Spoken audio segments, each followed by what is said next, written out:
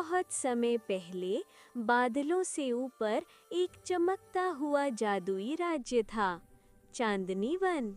ये दुनिया इंसानों से छिपी थी और वहाँ सिर्फ परियां रहती थीं, छोटी, चमकीली और इंद्रधनुष जैसे पंखों वाली।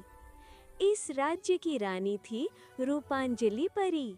उसके पंख चांद की रोशनी जैसे चमकते थे। वो सब परियों को खुश रखती थी और पूरे वन में जादू की रोशनी फैलाती थी। लेकिन एक दिन आसमान अंधेरा हो गया, हवा भारी हो गई और चांद अचानक धुंध से ढक गया। चांदनी वन की सबसे छोटी परी टिंटू ने देखा कि चांद का उजाला एक काले पत्थर में कैद हो चुका है। ये काम किसी और का नहीं बल्कि छाया दैत्य का था, जो हमेशा से परी राज्य की रोशनी छीनना चाहता था। टिंटू छोटी थी लेकिन उसका दिल बहुत बड़ा था। उसने तय किया कि वो खुद इस रहस्य को सुलझाएगी। जादुई सफर की शुरुआत। टिंटू ने अपने पंख फैलाए और चमकीले तारों के पुल पर उड़ते हुए गहरे जंगलों की ओर निकल पड़ी।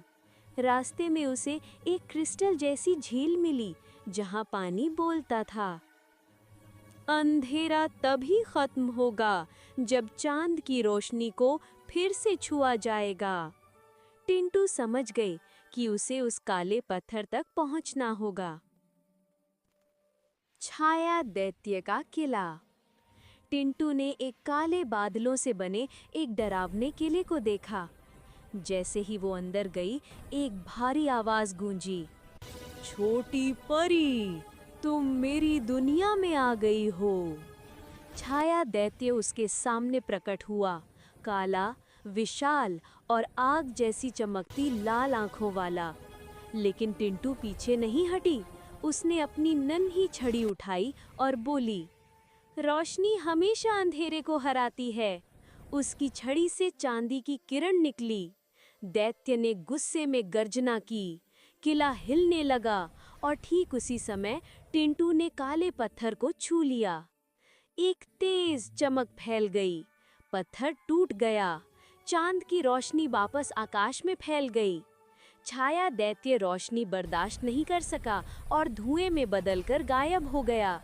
टिंटू ने जीत हासिल कर ली। परियों की नई रानी।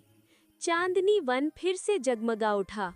रानी रूपांजलि खिलखिला उठी और उन्होंने कहा, टिंटू, आज तुमने पूरे राज्य को बचाया है। तुम साहस की रानी हो। और उस दिन से टिंटू परी को सब चांद की रक्षक कहने लगे। चांदनी वन हमेशा के लिए सुरक्षित हो गया और परियां फिर से खुशियों, संगीत और जादू में जीने लगीं।